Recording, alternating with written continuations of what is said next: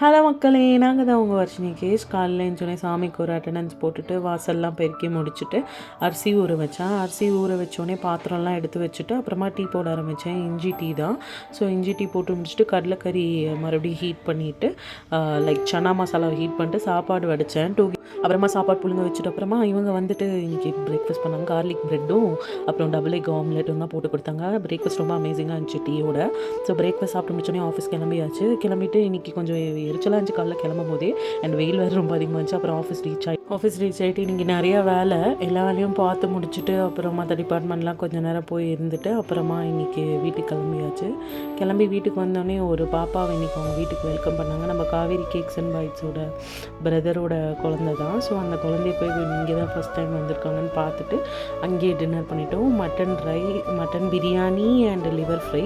நம்ம குட்டி வாண்டு கூட ஒரு செல்ஃபி போட்டு எல்லாருக்கும் பாய் சொல்லிவிட்டு கிளம்பியாச்சு. பாய்.